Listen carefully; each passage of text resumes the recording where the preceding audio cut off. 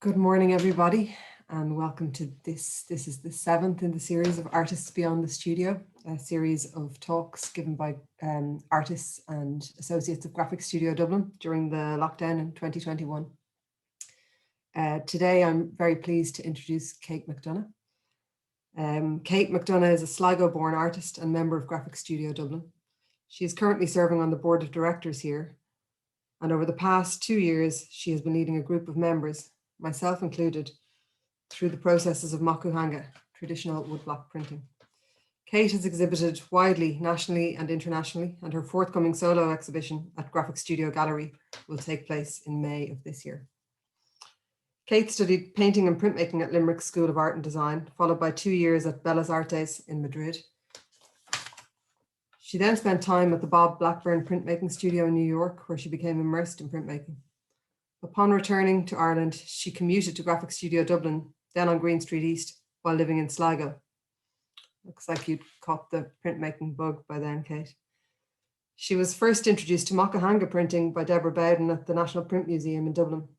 And having sparked an interest, she went on to study at the MiLab residencies in Fuji Kawaguchiko, Japan in 2015, 2017, and 2019. I think that since we're all mostly stuck close to home at the moment, it might be nice to take a trip with Kate today and hear about her experiences there, the things she learned, the people she learned from, and the friends and connections that she made. Having worked with Kate on the Mokuhanga courses at the studio, I've been amazed at her calm skill and patience with this demanding medium. She has created a mini community of Mokuhangers. I don't know if that's a word. I like it though. Within the print community of Graphic Studio Dublin, where skills are swapped and shared, materials sourced and problems solved. I'm interested to hear about Kate's own international print community, as I know from her Mocahunga Sisters on Instagram that this sharing of skills and ideas is an important part of her practice. I first saw Kate's work at So Fine Art Editions back in 2016, and I was instantly drawn to her delicately balanced abstract pieces that seemed to float in space. I hope Kate will talk us through her inspiration and her processes. Her work deals with harmonies of darkness and light, motion and stillness, creating meditative pieces that provide the viewer with a space for contemplation. The wood she uses to carve, the balance of water on the block and on the paper are significant in the making of the work, and I hope she will talk a bit about these materials and their importance in each piece.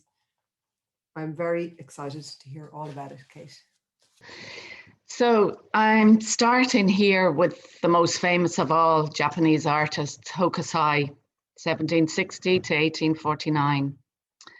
These two images here are from the renowned cycle of the 36 views of Mount Fuji, known as ukiyo-e prints, pictures of the floating world, depicting scenes of everyday life. They were very inexpensive and editioned in their thousands. Today, this very same process is being embraced and adapted by many contemporary artists, due largely to its environmentally friendly qualities, using natural and non-toxic handmade materials.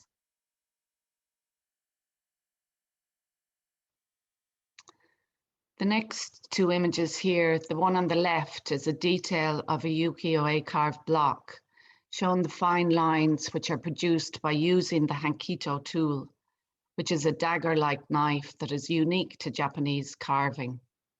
An incredible amount of skill is required to achieve the fluid lines which resemble that of a drawn line. On the right here is one of my teachers, master carver Shoshi Kitamura, carving a cherry block with the hankito tool. Kitamura-san is based in Kyoto. His practice includes editioning prints for international artists. I got an opportunity to see a lot of these blocks up close, and I was able to hold them, and the carving in the line is just extraordinary. It's incredible how fine it is and how that hankito tool just works when it's used by a skilled carver. It just works like a pencil. So here, my initial interest in Japan started with an interest in the theatre. Over the years, my dad, Walter, produced and directed Yeats plays for the Yeats International Summer School in Sligo. I designed sets and masks for these plays, which were influenced by Japanese No theatre. On the left is a book that was recently published on Yeats and Asia by Professor Sean Golden. An image of the blind man, a mask I made as part of an exhibition at the Hamilton Gallery in 2013. The mask was one of a series of masks based on these dance plays by Yeats. And on the right here is an image of the installation in the gallery. And this body of work went on, it developed into a series of prints and paintings using the mask or oval as a theme. The one on the left here, titled Mask, was made for A Lonely Impulse of Delight, an exhibition for So Fine Art Editions in 2015 to celebrate the 150th anniversary of Yeats's death. The exhibition traveled to Japan and China. And when I got the invitation to take part in this exhibition, responding to Yeats's poetry, I was determined to make a Mokuhanga print because Yeats's work was my initial introduction to Japanese culture. I just returned from my first visit to MILAB, but I'd been working with Mokuhanga for about 2 years at the time. This exhibition, when The Lonely Impulse of Delight, was an edition of 40 prints, which was a huge challenge for me at this time. I think it took me about 3 months, it was a summer, I remember, to make the edition, but it was worth it. I got to know my materials and tools in a very intimate way that has really stood to me ever since. And here's a beautiful stone carving at the entrance to MILAB, carved in the shape of a baron, the handheld tool for printing. I became interested in Japanese water block printing when I was on holiday in America in 2013. I visited the Museum of Fine Art in Boston, where I saw the most incredible collection of ukiyo-e prints. I was really attracted to the intense color in the prints and wondered how I could learn to use color in this way. After returning to Ireland, I came across an ad in VAI newsletter advertising workshops at the National Print Museum with artist Deborah Bowden. I just fell in love with the process immediately. Working with watercolors was new for me, and it opened many possibilities. Deborah encouraged me to go to Japan to study. Herself and Ross Mcdonough, another Irish artist, were the first from here to go to Japan to study at the Nagasawa residency in Japan, which was initially what developed into MILAB. On the right is one of my pieces, Somewhere in Between, which is included in the Hida Takayama International Contemporary Print Triennial. This exhibition was postponed many times because of the pandemic, but has recently gone up on YouTube. The exhibition showcases international artists' work and Japanese and international artists' work who have adapted these traditional techniques into innovative ways in their own practice.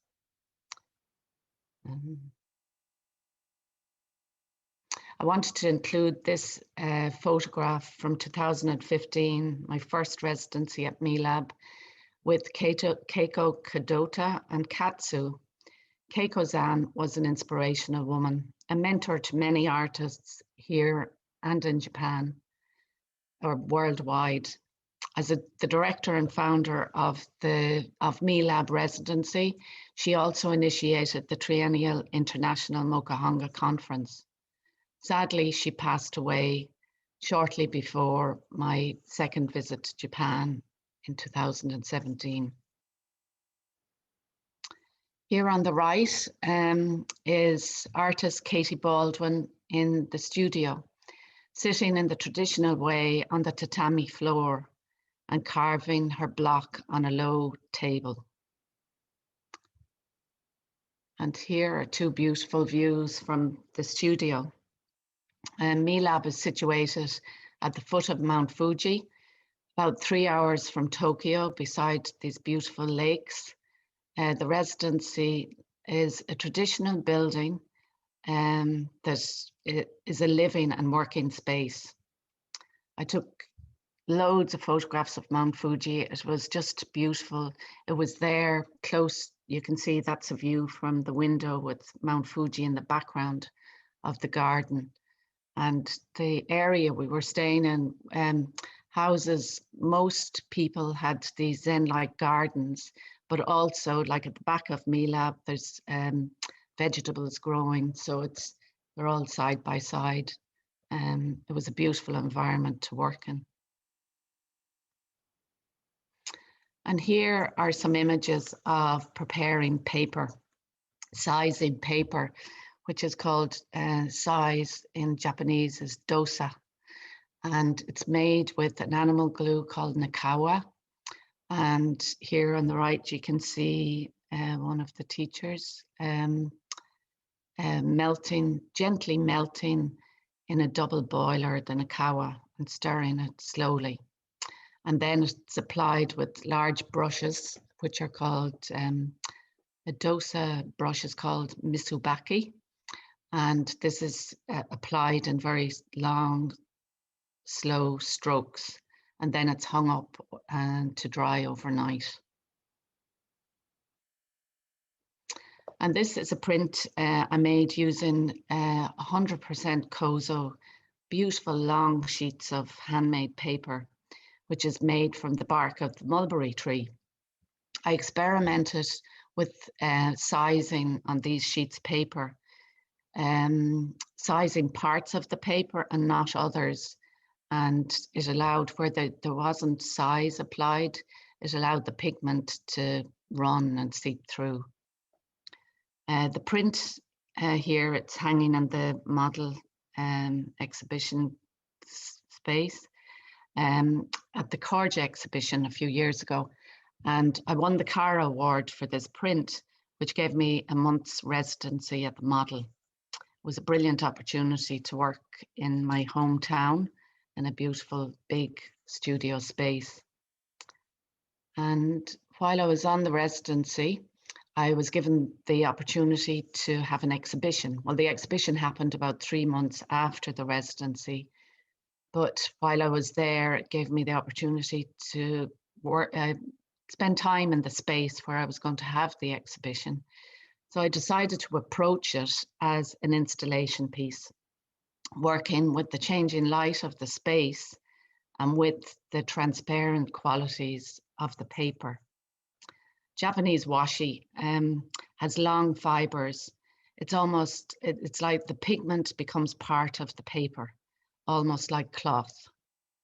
And it's probably the most important material used in the whole process, but it's also the most expensive.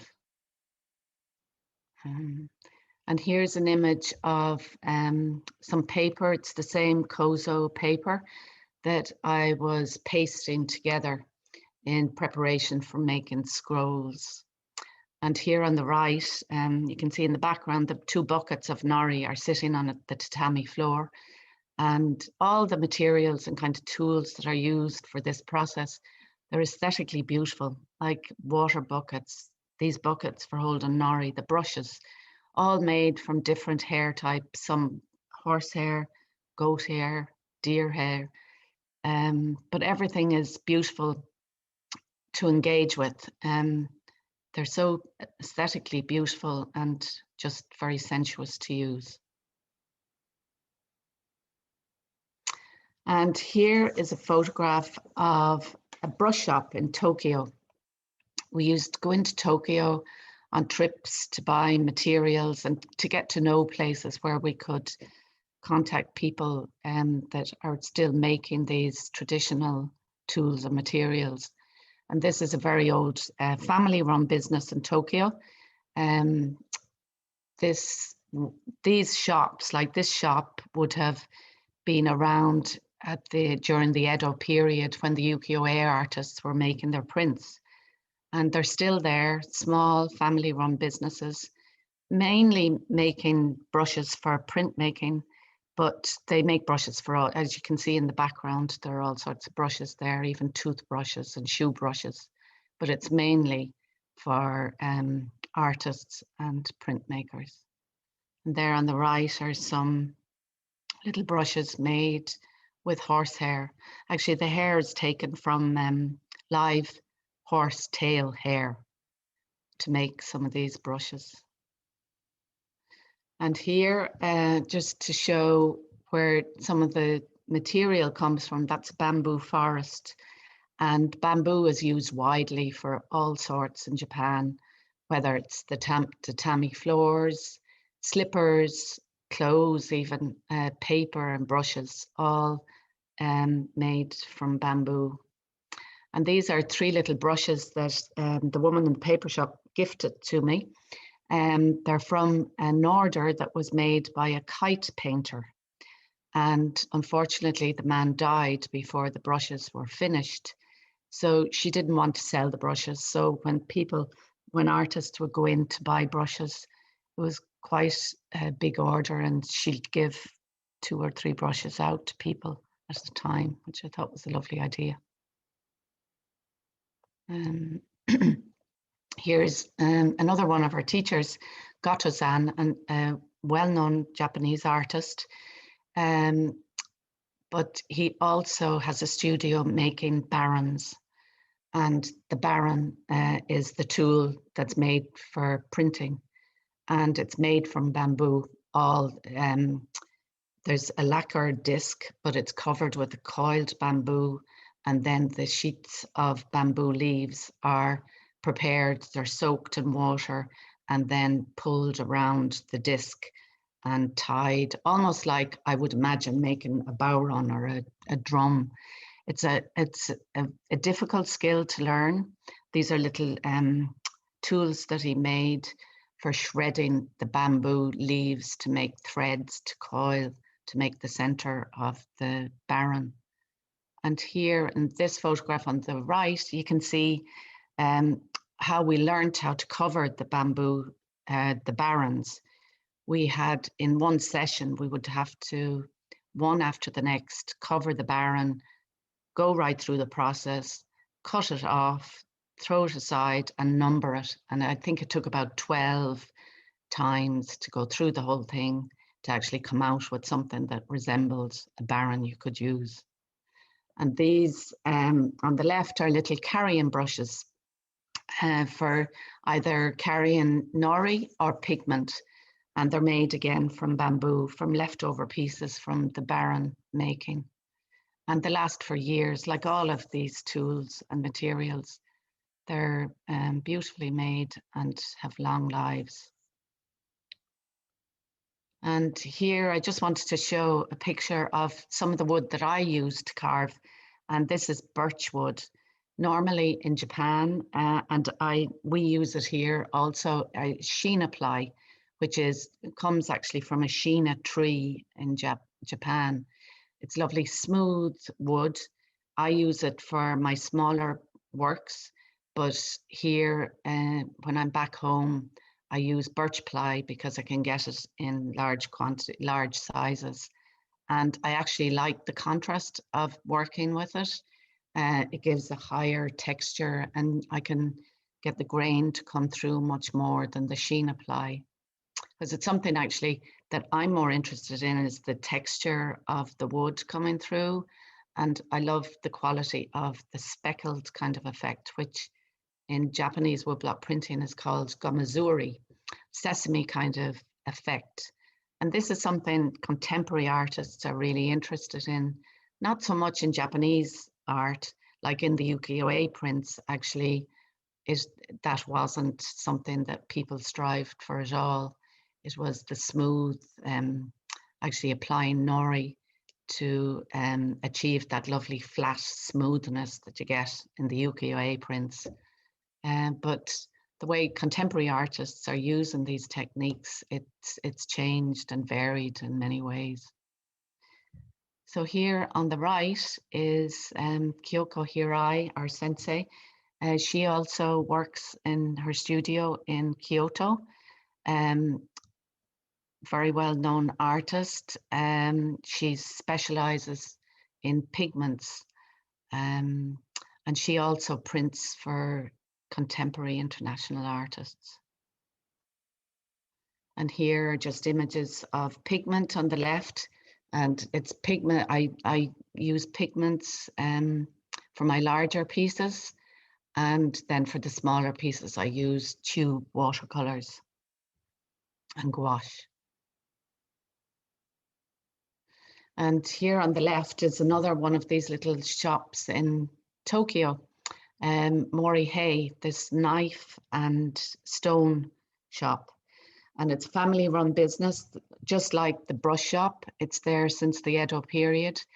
And some of the stones, I got a beautiful smooth stone that comes from a quarry that's long since gone.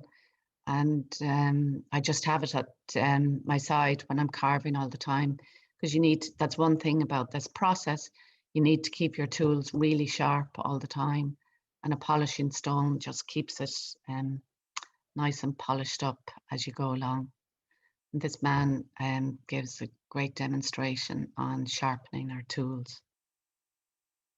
And on the right here is a photograph I wanted to include of Ed Miliano, artist Ed Miliano. He was living in Tokyo at the time, and he was studying Mokuhanga, and he was very supportive. I hadn't met Mary Toll or Ed before I went to Japan, but they came along to our exhibitions when we'd show our work at the end of our residencies. And you all know Mary Toll, of course, from the graphic studio. And Ed introduced me to his sensei, Yo Takahashi, who I worked with in his studio. When I went back in 2017 and 19, I made time to visit and work with other artists to give me a different approach and insight into Mokuhanga. So this was, unfortunately, I haven't any photographs of the work we did together there, but here we're having lunch on our break. I could have made this whole video about food, by the way. That's another thing in Japan. I love Japanese food, and we learned how to cook lots of stuff as well on the residency. And here's an image of East Tokyo Studio, which is Katsu's studio in Tokyo. And here's a photograph of his two sons, Yeats and Keats. And he used, after working in a studio for the day, he gave his wife a break and bring the boys out, and they'd walk me to the station to go back into town. So here I included a photograph of Lucy May Schofield, who I met in 2015, and we've stayed in touch and are working, we've collaborated on things over the years and are working on a collaboration at the moment that I'll talk about a little bit later. And this is a photograph. I suppose I'm including these collaboration pieces here because I think my experience of going to Japan and working in MeLab really opened up a whole world of connecting with other printmakers, artists, and collaboration has become an important part of my practice. And here on the left is Walking Birds Mountain. It was a collaboration I set up in Sligo with the support of Niall Henry from the Blue Raincoats Theatre Company. And it was a collaboration between a group of visual artists and writers. Katsu was traveling. He travels a lot with his work all over the world. So he was coming to Europe. So I asked him, would he like to take part because of his interest in Yeats. It was a Yeats-related project. Exploring the landscape of the Yeats countryside and then using the factory performance space as a studio to make work inspired by the treks over the course of a few weeks. Then there's an image of one of the treks we went on, and I included this photograph with Patty Huddock, another artist I met at MeLab. And when I met her first, she was actually working while I was doing the piece for The Lonely Impulse of Delight, she was making an installation piece based on Yeats's poem Sailing to Byzantium. So we made that connection. Katsu and Patty and myself have had that interest in Yeats's work, and we've done a few things together in relation to that over the years. And Patty, as you will all know, in the graphic studio, she was invited to take part in the Canrecchi exhibition.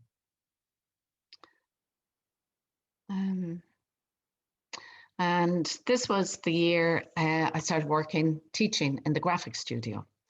And it was great. It was a great opportunity to work with printmakers that were professional and in their own field, and to pass on this process of Mokuhanga and see the amazing things that came out through that.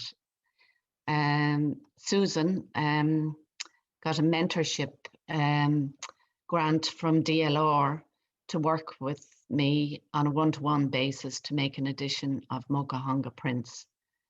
And there's Katsu after the Walking Birds Mountain project. He spent some time here in Dublin, and he gave a presentation at the graphic studio.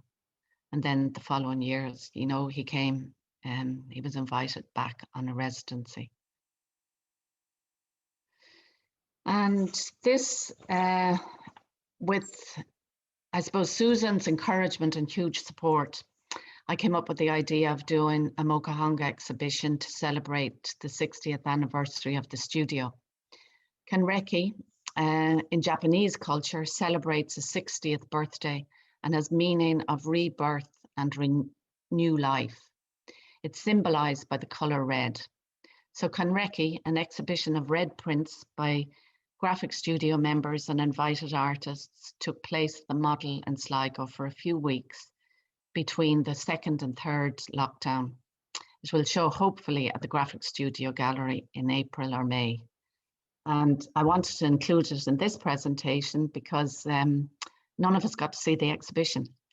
I didn't even see it hung. I literally got to deliver it before lockdown. And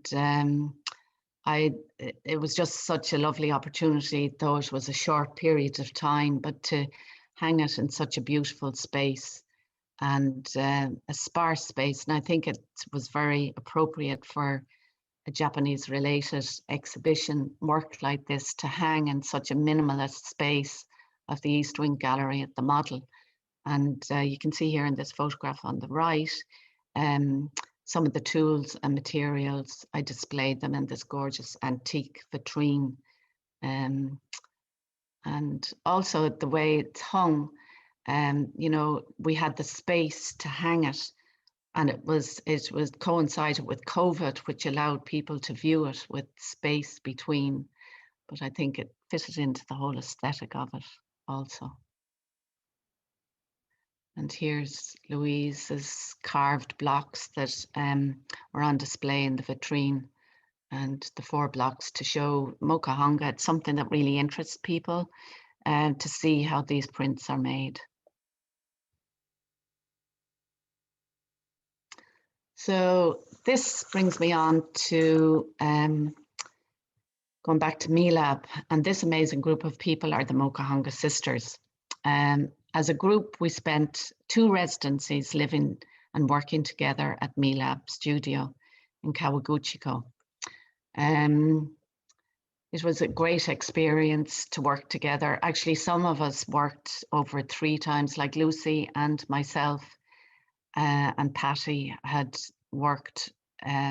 We'd spent 3 different visits in Japan together.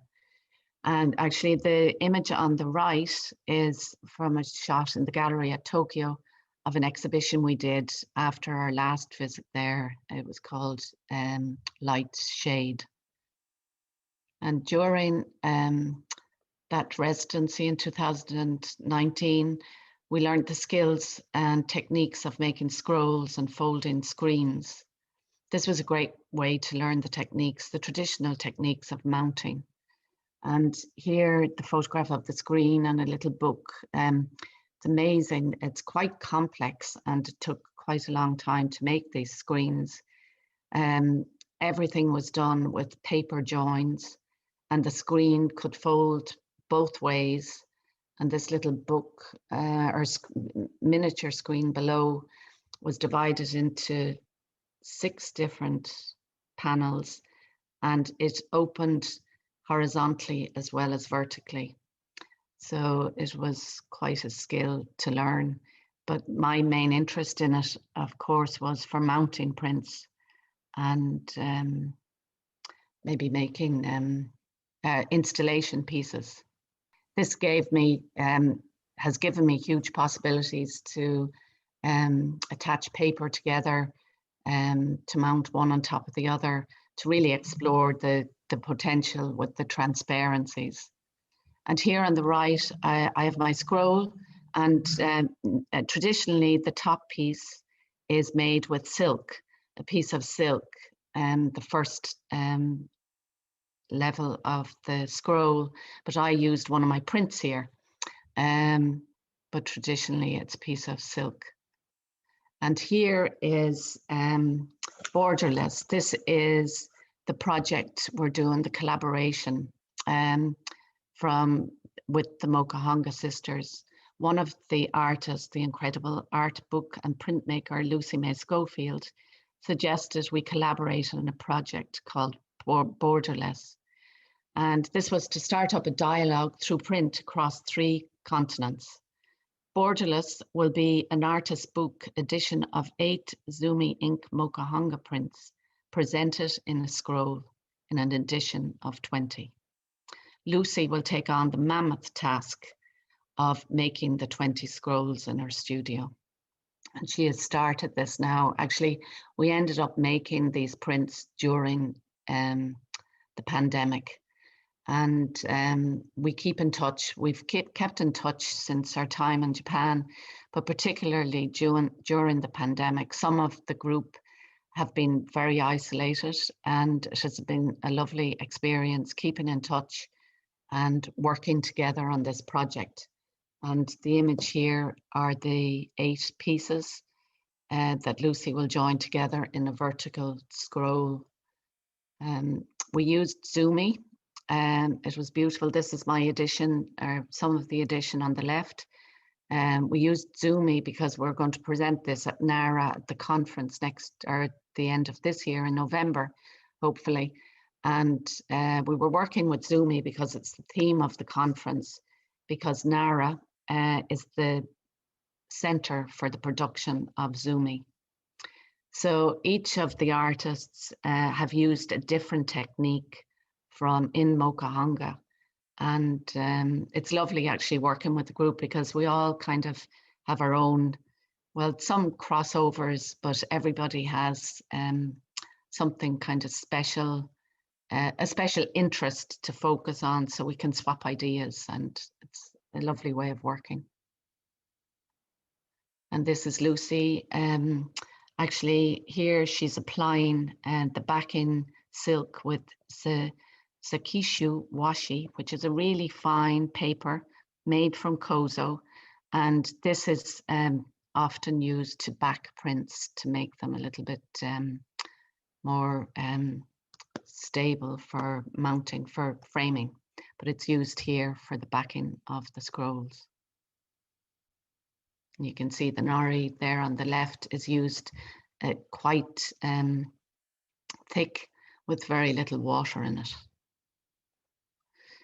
And that brings me to the end of the presentation with a few images from the residency in Kawaguchiko. And there's a lovely photograph of the lake and the ever-present Fuji. And finally, when I was on the plane on the way home, I could not believe it. I looked out the window and saw this image. So it's very special. It was a truly special experience, my time in Japan, and I hope to go back many times soon. Okay. It's lovely, Kate. Thank you so much. Very, very nice, and so lovely to be able to see such beautiful images, both of the work and also of Japan, while we're all stuck at home dreaming of Mount Fuji. Good. Really nice. I've loads of questions, but I mean I know I want to not have it go on too long, but I have a couple of quick questions for you if you've time. Yeah. The materials you use is obviously really important, and there's a couple. I've just two questions really. Right. First is you say that you use watercolors and gouache for your smaller pieces, but pigment for your larger. Is there a reason for that? Is it easier to get the consistency right with pigment, or No, because you need more ink, or is it just? It's because I need more ink to spread, and like watercolors, they come in small quantities. So it's just a very practical reason. But of course there are different possibilities using pigment. It is different quality. And you can make bigger batches then. And like, I guess with Mokuhanga, all the materials are non-toxic. Is that something that's very important to you? Because you would have started off as an etcher. Yes, it is. It's very important to me. And actually it's interesting over the years. And I think when I initially started learning Mokuhanga, the watercolors, I'd never used watercolors. I just never went there. I just thought it was too fine and delicate and precious material that I avoided. And it's interesting because I started off as an oil painter, loved oil, loved the smell of it, but physically it wasn't good for me. So I had to let it go. And then I started using acrylic, and I struggled with that for a long time, and it just did not work for me. So and then, as you mentioned, I worked in etching, color viscosity, which I totally loved at the time. But there again, it caused problems physically for me. So I spent like a few years working with etching, and then just left printmaking altogether, really because of the toxic side of it and the difficulties for me working with it. But then I went back to painting, and and then you found your way back to printmaking. Yes, and it's lovely. Like it's really nice, like definitely for me, like I obviously spend a lot of time etching, but it's the lightness, the loveliness of being able to use something that can be cleaned up with water, and it's a different thing altogether, isn't it? It is. And in terms of what you need, and there's very few. It's hard to find advantages of the pandemic, but one of them is that this is something that people can do at home, and that we've all been able to stay in touch online and work in our kitchens or our bedrooms or our home studios, and it's obviously it wouldn't be possible with the oil-based inks. No, it is, as you say, it's one of the positives of this pandemic, to find something. And that's what was great about, we got to do those workshops in the graphic studio just before the lockdowns. And quite a few people have embraced it. So, and, a few people, and like that, like some of the artists, the members in the studio have gone to Japan to study, like Anne and Susan Mannion and Vida. It's incredible how, and I think it is a process that is going to become more relevant as time goes on. Like the community, the world's global community of Mokuhanga artists now it's very exciting to see what's happening, and not, the interaction between artists and the what's going on, not just from the technique, but the crossover of ideas and working together, and it's opening a world. It's lovely to see it happening. Yeah. And you've developed, I mean, I think what we have in graphic studio, you've developed a lovely fledgling Mokuhanga community. Like, is this something that's important to you, like the passing on of the skills and the development of the medium in Ireland, I guess? It is important, and I think it comes back to how it was set up originally. Like the woman in the photograph, Keiko Kadota, her idea about this, and the ethos that she kind of set up is very much about well, initially inviting artists from outside Japan to learn these traditional techniques and bring it back to their own countries and either teach it or exhibit and pass on that process. So it very much comes from that kind of base. Yeah. Yeah. Lovely. Well, I definitely feel like you've reignited something. Good. And finally, do you plan to go back to Japan? What's your next? I move? do, initially when I went to Japan, like I just thought, oh, I'd love to go to Japan, and I thought it would be a one-off, but it has just captured, it just has taken me in so many ways. I just love it. I love the whole aesthetic, the Japanese, like there are so many sides to it that I really love. And I've made great friends there now. And so, yes, I will go back, hopefully for the conference in November.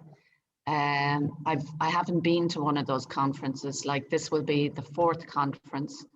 And it brings, like, I know a lot of people, even though sometimes I haven't, like for instance, I went to Impact in Spain there the year before last. And through having gone to Japan and made connections through Mokuhanga, I knew people online. I went to Impact and met them in person.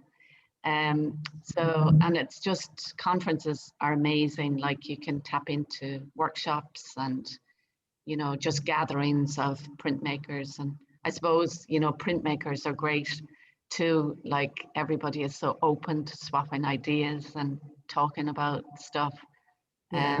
It's lovely, it's a lovely community. I really like that. But yes, I hope to go back to Japan. It's next year or at the end of this year for sure. Brilliant. Well, fingers crossed. Yeah. Well, thanks so much for talking to us today. You're very welcome. It's been inspirational.